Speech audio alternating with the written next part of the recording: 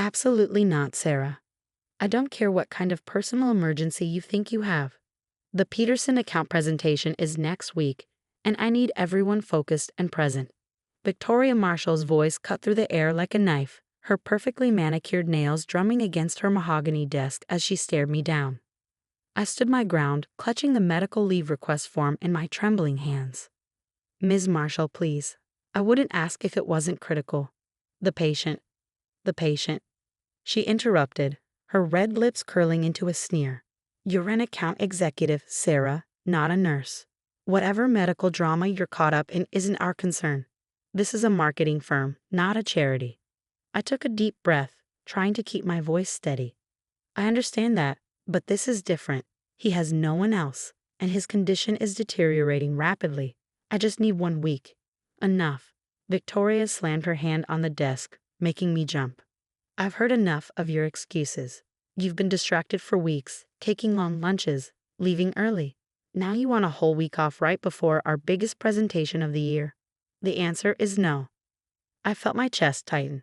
Victoria had always been harsh, but this was different. This was cruel. Ms. Marshall, I've never taken a sick day in 3 years. I've worked every holiday, every weekend you've asked. I'm just asking for this one. 1 week that could cost us millions, she cut in, standing up to her full height. At 5'10" in her designer heels, she towered over me. Do you have any idea what the Peterson account means to this firm? Of course you don't. You're too wrapped up in your little humanitarian project to see the bigger picture. The way she said humanitarian project made it sound like a dirty word. I thought about the man lying in a hospital bed across town, his kind eyes and gentle smile despite the pain he was in. He didn't deserve to die alone just because Victoria Marshall couldn't see past her quarterly projections. I'm taking a week, I said quietly but firmly. I'll work remotely nights, weekends, whatever it takes. But I need to be there for him. Victoria's eyes narrowed dangerously. Are you defying me, Sarah? I'm doing what's right. She laughed, a cold, harsh sound that echoed through her corner office. What's right? Let me tell you what's right. What's right is doing your job. What's right is being a team player. What's right is understanding that in this business, we don't have the luxury of playing Mother Teresa. I stood there, my heart pounding but my resolve unshaken. I understand if you need to write me up or dock my pay, but I'm taking a week. Victoria walked around her desk slowly, like a predator circling its prey. Oh, I'll do better than that. She picked up my leave request form and tore it in half, then quarters, letting the pieces flutter to the floor. You're fired. The words hit me like a physical blow, but I refused to let her see me flinch. You're firing me for requesting medical leave. I'm firing you for insubordination, poor performance, and failure to prioritize company interests. She smiled, the expression never reaching her eyes. Enjoy unemployment, Sarah. I'm sure your patient will appreciate your sacrifice. I should have felt devastated. 3 years of my life, countless 60-hour weeks, all the missed family events and canceled vacations, all gone in an instant. But standing there in Victoria's office, watching her smug satisfaction, I felt something else entirely, relief. Thank you for making this decision easier, I said, turning to leave. Oh, and Sarah, Victoria called after me. Don't bother asking for a reference. As far as I'm concerned, you never worked here. I walked out of her office with my head held high, ignoring the curious stares of my soon-to-be ex-coworkers. My hands were steady as I packed up my desk, carefully placing my photos and personal items into a cardboard box. Jenny from accounting hurried over, her face full of concern. Sarah, what happened? I heard raised voices. Victoria fired me, I said simply, wrapping my favorite coffee mug in newspaper. What? She can't do that. Not over medical leave. I smiled at Jenny's outrage. She can, and she did. But it's okay, really. And surprisingly, it was. As I walked out of the glass and steel building that had been my professional home for the past 3 years, I felt lighter than I had in months. My career might be in shambles, but I knew I was doing the right thing. The hospital was a 20-minute drive from the office. As I navigated through mid-A traffic, I thought about how I'd ended up here. It had started. Thomas Edwards didn't look like a man worth millions. In his faded hospital gown, with his silver hair thinning and his face gaunt from chemotherapy, he looked like any other patient. But it was his eyes that caught my attention, bright, alert, and filled with a kindness that seemed to defy his circumstances. "The Great Gatsby again," he'd said when I walked in with the book. "Don't you think that's a bit on the nose for a cancer ward?" I laughed, surprised by his humor. "Would you prefer something more upbeat?" I have the bell jar in my back. That had made him laugh too, a warm, genuine sound that seemed to brighten the sterile hospital room. We'd spent the next hour talking about literature, life, and everything in between. By the time I left, I knew I'd met someone special. Over the next few weeks, I found myself visiting Thomas more frequently. He told me about his life, how he built his investment firm from nothing, how he'd lost his wife to cancer 15 years ago, how his children were scattered across the globe, too busy with their own lives to visit their dying father. "It's my own fault," he'd said without bitterness. "I spent so many years building my empire, I forgot to build relationships.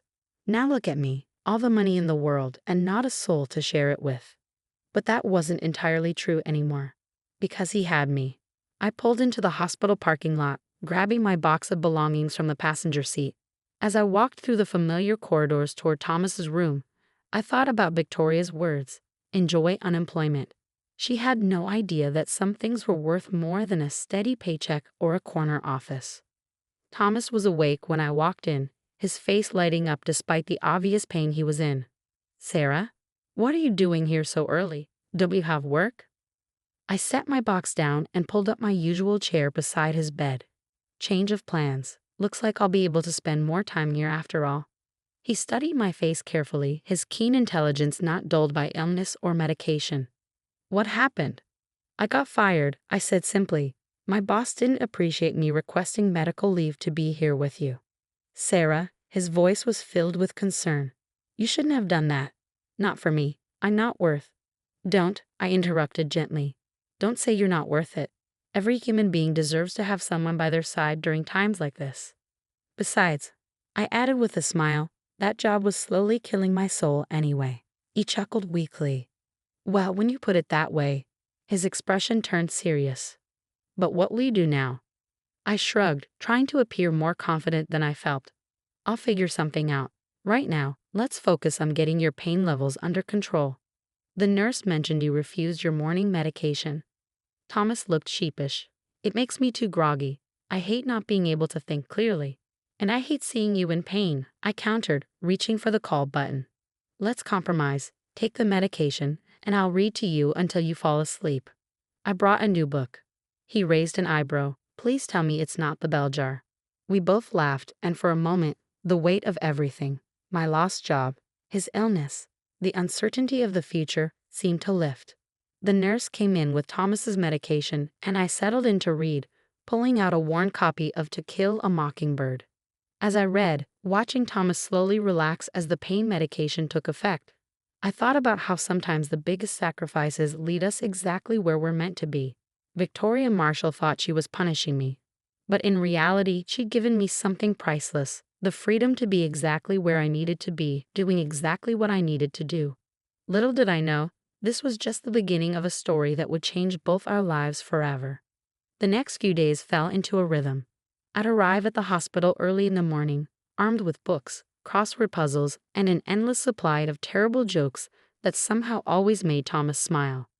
We'd talk for hours about his business empire, my dreams of starting my own marketing consultancy, the books we loved, the lives we lived. Between monitoring his medication schedule and coordinating with his medical team, I learned more about Thomas Edwards the man, not just Thomas Edwards the patient. I learned about his first business venture, a failed computer repair shop in the 1980s that taught him more about resilience than any success ever could. I learned about his late wife, Margaret, and how her passion for art had influenced his early investment choices in emerging digital art platforms. One afternoon, as sunlight streamed through the hospital window, casting long shadows across the room, Thomas asked me a question that caught me off guard. "Why did you really give up your job for me, Sarah?" I looked up from the newspaper crossword we'd been working on together. "I told you." "You told me what you thought I needed to hear," he interrupted gently. "But I want the truth." I set the newspaper aside, considering his question. "Do you remember your first week here, when I was reading to the patients?" He nodded. "I read to 17 people that day. 15 have family with them. One had friends visiting. You were the only one alone. I met his eyes. When I asked the nurse about you, she said you've been here for 3 weeks without a single visitor. It broke my heart. Ah, he said softly. Pity, then. No, I said firmly, not pity. Recognition. I recognize something in you that I've always seen in myself. The tendency to give everything to your work, to your goals, until one day you look up and realize you've forgotten to build connections along the way. Thomas was quiet for a long moment. You're too young to be so wise, he finally said. And you're too important to be alone, I countered. He smiled, though his eyes were suddenly bright with unshed tears. Important? I'm just a foolish old man, who built one of the largest investment firms in the country, I finished, who revolutionized ethical investing practices, who created thousands of jobs and changed countless lives. Yeah, I did my research. Google? He asked, amused. LinkedIn, actually. Your profile needs updating, by the way. We both laughed, and the heavy moment passed. But something had shifted between us. A deeper understanding, a recognition of kindred spirits despite our differences in age and circumstances. As the week progressed, Thomas's condition began to deteriorate more rapidly. The doctors spoke in hushed tones about making him comfortable and managing expectations. But Thomas himself remained clear-eyed and determined. Sarah, he said one evening as the hospital settled into its nighttime routine, I need you to do something for me. Anything, I replied, and I meant it. In my briefcase, the one my secretary brought last month, there's a letter. I need you to deliver it for me. I found the briefcase tucked away in his room's small closet, its leather worn but still elegant. Inside was a sealed envelope, addressed simply to Victoria Marshall, CEO, Marshall & Associates Marketing. My heart stopped. Thomas. Yes, he said, watching my reaction carefully. Victoria Marshall, your former boss. Though she doesn't know it, her company's recent success is largely due to my firm's quiet investment and guidance. I stared at the envelope in my hands, my mind racing. You knew? All this time, you knew where I worked. He nodded. I recognized your company ID card that first day. I've been following Marshall & Associates' progress for years. It's one of my more interesting investments. Why didn't you say anything? Because I wanted to get to know you as Sarah, not as an employee of a company I partially own. He shifted in his bed, wincing slightly. And I'm glad I did. It showed me exactly who you are, someone who would give up everything to help a stranger, even when it costs you dearly. I sat down heavily in my chair, the envelope feeling suddenly heavy in my hands. What's in the letter? The truth, he said simply. About investment strategies, about company direction, about leadership. He paused, his expression hardening slightly. About how true success isn't measured in quarterly profits or market share, but in how we treat people. I looked at the envelope, then back at Thomas. When do you want me to deliver it? Tomorrow, he said. I think it's time Victoria Marshall learned a few things about the real costs of success. As I left the hospital that night, the letter safely tucked in my bag, I couldn't help but wonder what tomorrow would bring. Victoria Marshall had tried to break me, thinking she held all the power. But sometimes, life has a way of evening the score, not through revenge or malice, but through simple truth and justice. Little did Victoria know, her world was about to change forever, and I had a front row seat to watch it happen. The next morning, I stood in front of Marshall & Associates' gleaming office building, Thomas's letter clutched in my hand. The same security guard who had wished me good morning every day for 3 years now looked at me apologetically. I'm sorry, Ms. Collins, but you're not on the approved visitor list anymore. Ms. Marshall's orders. I smiled, pulling out my phone. Could you please call up to Victoria's office? Tell her I have a letter from Thomas Edwards. The guard's eyes widened slightly at the name. Clearly, he recognized it. After a brief call, he handed me a visitor's badge, his expression puzzled. Ms. Marshall will see you immediately. The elevator ride to the 20th floor felt surreal. Just a week ago, I'd been rushing up here, juggling presentation materials and coffee, desperately trying to balance my work life with my volunteer commitments. Now I was calmer than I'd ever been, knowing that what happened next would change everything. Victoria's assistant jumped up when I stepped out of the elevator.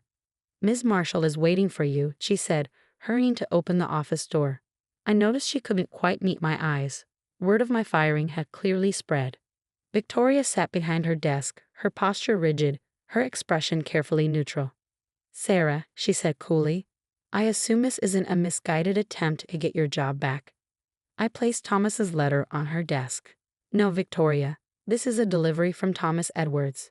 She stared at the envelope, her perfectly manicured hand hovering over it. Thomas Edwards, the investor. The same. I sat down without being invited, enjoying the flash of annoyance that crossed her face. He asked me to deliver this personally. Victoria's eyes narrowed as she picked up the envelope. How do you know Thomas Edwards? He's my patient, I said simply. The one you fired me for helping. The color drained from Victoria's face as the implications hit her. Her hands trembled slightly as she opened the letter, her eyes scanning the contents rapidly. I watched as her expression shifted from disbelief to horror to something close to panic. This can't be right, she whispered, more to herself than to me. What's wrong, Victoria? Not the letter you were expecting. She looked up at me, her usual composure completely shattered. He's pulling his investment. All of it, effective immediately. She shuffled through the papers frantically. This would ruin us. The Peterson account, the new office expansion, everything. It's all backed by his firm. I know, I said quietly. You know. Her voice rose sharply. You knew about this and you didn't say anything. When exactly should I have mentioned it? While you were firing me, or while you were threatening to blacklist me from the industry? Victoria stood up abruptly, starting to pace behind her desk. We have to fix this. You have to help me fix this. Talk to him, explain that it was all a misunderstanding. A misunderstanding. I interrupted, my voice hardening. You fired me for trying to help a dying man. You mocked my compassion and treated basic human decency like a character flaw. That wasn't a misunderstanding, Victoria. That was a choice. She stopped pacing, turning to face me. Please, she said, and I was shocked to hear real desperation in her voice. I'll give you your job back, a promotion, a raise, whatever you want. Just help me save this. I thought about Thomas, lying in his hospital bed, still thinking of others even as his own time grew short. I thought about all the employees at Marshall and Associates who lived in fear of Victoria's moods and arbitrary decisions. I thought about Jenny from accounting crying in the bathroom after another public humiliation, and Mark from creative who had missed his daughter's recital because Victoria demanded last-minute changes to a presentation. I don't want my job back, I said finally, but I will tell you what Thomas told me to say when you made this offer. She leaned forward eagerly.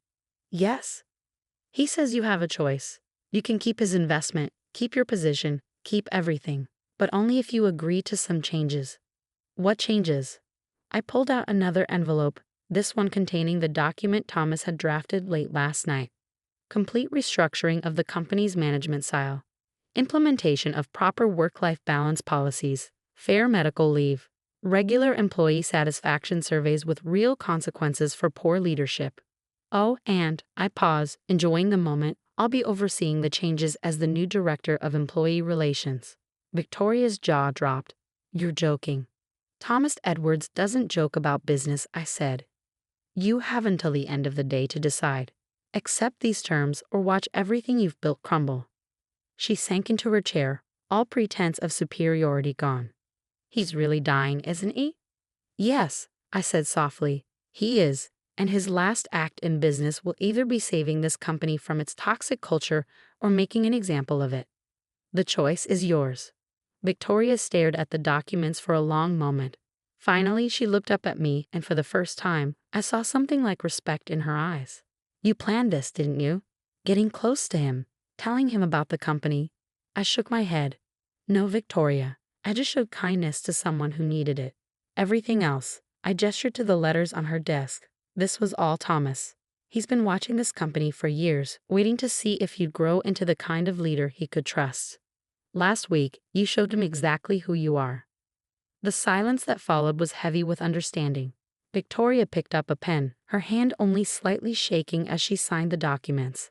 I assume you'll want your own office. Corner office, I corrected. With a view. And I start next week.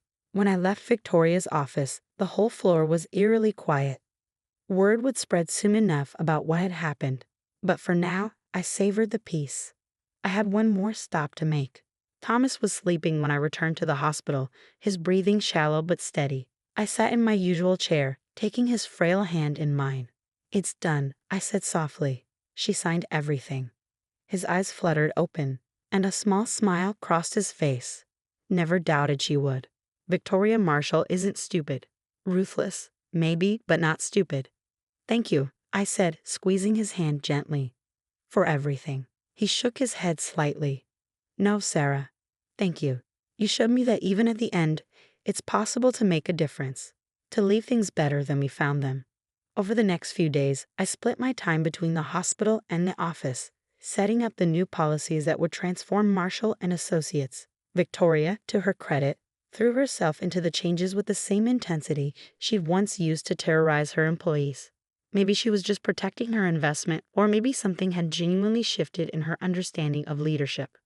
Thomas held on long enough to see the first employee satisfaction survey results, smiling weakly as I read him the overwhelmingly positive responses. "See," he whispered. "Sometimes the best investments are in people." He passed away peacefully 3 days later, holding my hand as I read to him from The Great Gatsby, his final joke about inappropriate book choices for a hospital ward. At his memorial service, I was surprised by the number of people who attended. Not just business associates and employees, but people whose lives he had touched in quiet ways. Scholarship recipients, small business owners he'd mentored, charity workers he'd supported anonymously. Victoria was there too, standing quietly at the back, looking thoughtful. A month later, I sat in my new corner office, reviewing applications for our expanded employee assistance program. Jenny from accounting poked her head in, grinning. "You'll never believe what just happened," she said. "Victoria approved all the flexible working requests. All of them," and she smiled while doing it. I laughed, glancing at the photo of Thomas I kept on my desk. "People can surprise you sometimes," I said, "especially when someone shows them a better way." As I looked out over the city skyline, I thought about how life has a way of coming full circle. Victoria had fired me for showing compassion, thinking it was a weakness. Instead, that same compassion had led me to Thomas, who showed us all that true strength lies in how we treat others. The company culture at Marshall and Associates was transforming, slowly but surely. Victoria was learning to balance ambition with empathy, and employees were finally feeling valued and heard. It wasn't perfect, change never is, but it was progress. Every morning, as I walked into the building, I remembered Thomas's words. Sometimes the best investments are in people. He had invested in me when I was just a volunteer reader, seeing something worth nurturing.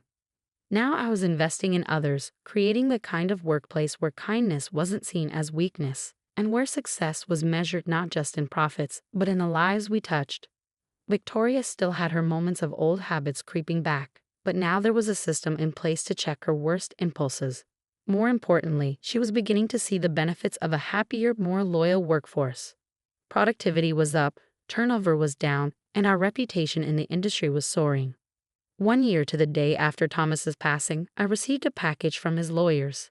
Inside was a letter, written in his familiar shaky handwriting during his final days. "Dear Sarah, if you're reading this, a year has passed since our paths crossed. I hope by now you've seen the fruits of our little experiment in corporate transformation. But more than that, I hope you've realized something about yourself. You see, when you walked into my hospital room that first day, I didn't just see someone with a kind heart. I saw a leader, someone who understood that true power comes not from authority, but from empathy, someone who could change not just one company, but potentially an entire industry's approach to human capital. That's why I've left you something else: voting shares in my investment firm. Use them wisely. Look for other companies like Marshall and Associates, businesses with potential held back by toxic leadership. Change them too. You once told me that you gave up your job because you recognized something in me. Well, I recognize something in you too, the future of ethical business leadership. Make me proud. With gratitude and faith, Thomas." I sat in my office for a long time after reading that letter, watching the sun set over the city. In my inbox were dozens of emails from other companies asking about our transformation, wanting to know our secret. On my desk were reports showing record profits alongside unprecedented employee satisfaction scores. Victoria knocked on my door, holding 2 cups of coffee, a peace offering that had become our weekly tradition. Good news, she said, handing me a cup. The Peterson account just renewed their contract. They said it's because of our new corporate culture initiatives. I smiled, thinking of that day a year ago when she fired me over this same account. Funny how things work out, isn't it? She nodded, looking thoughtful. You know, I never thanked you properly for what you and Thomas did. You could have destroyed this company, but instead you saved it. Saved me too, if I'm being honest. Thank Thomas, I said softly. He believed in the power of second chances. And third and fourth, Victoria added with a wry smile. I should know. As she left my office, I looked again at Thomas's letter.